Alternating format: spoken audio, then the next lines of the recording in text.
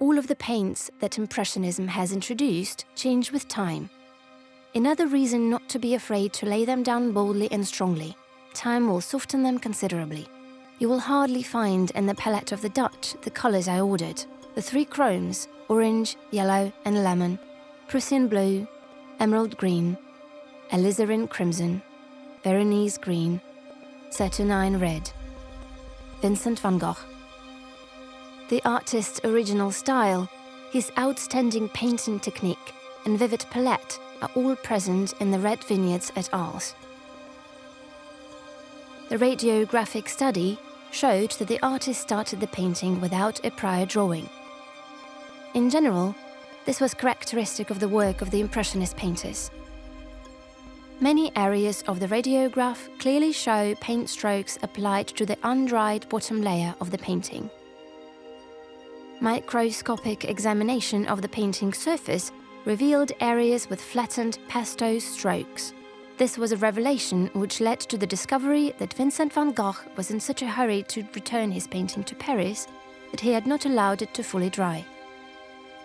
The Red Vineyards at Arles was painted at a time of radical technological change in European painting. New synthetic paints, a new way of storing them in tubes, new ways of priming the surface of the canvas and treating it after the painting was finished were introduced. To verify the chemical composition of the pigments and dyes used by Van Gogh to paint the Red Vineyards at Arles, conservators together with a specialist from Melitech conducted an X-ray fluorescence analysis of the paint layer. This is a non-destructive method which allowed them to accurately identify the original materials and specify which fragments of the painting have been previously restored. X-ray fluorescence analysis allows us to see the base metals contained in the paint layer. And from this data, we can deduce which pigments the artist may have used in which part of the painting and in which proportions he used these pigments.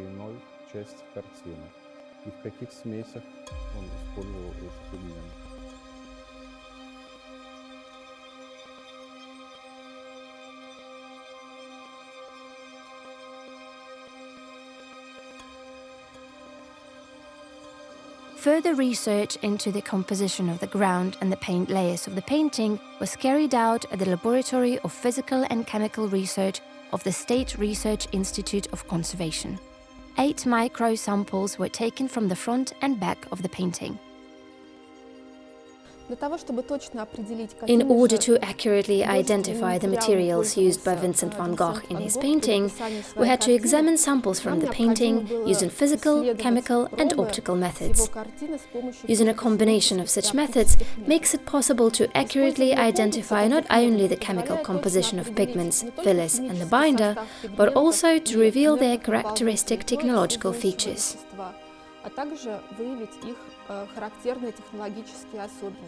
An important step in examining the painting was to study the structure of its paint layer. To do this, cross-section samples of the paint layer were made, clearly demonstrating how the artist worked. By examining the cross-sections in polarized light and visible luminescence, they were able to assess the color and thickness of the ground, see the consistency of the paint layers, and make a suggestion about the existence of a preparatory drawing. The identification of the art materials began with polarization microscopy.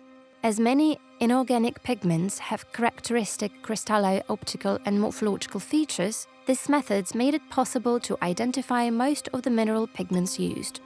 In the next stage, samples of the paint layer and the ground layer were analyzed using a scanning electron microscope, which helped to examine pigment particles magnified several thousand times and examine their morphological features, size and shape. And having an energy dispersive spectrometer made it possible not only to determine the chemical elements that make up the pigment particles, but also to see the distribution of chemical elements in a multi-layer samples. The thing is, this painting was primed by the artist himself.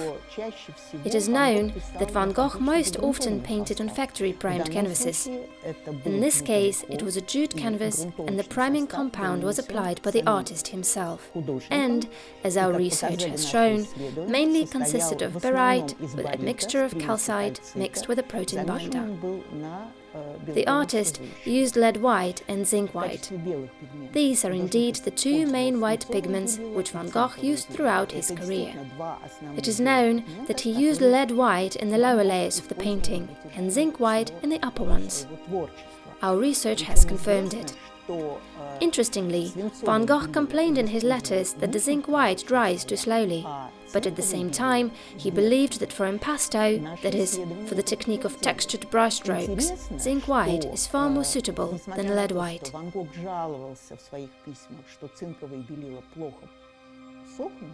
В то же время он считал, что для импаста, то есть для техники фактурного письма, цинковые белила подходят гораздо больше, чем свинцовые.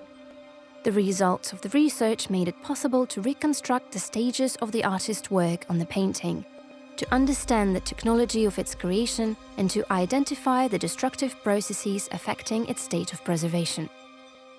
Further work on the conservation of the red vineyards at Arles was also based on the results of these studies.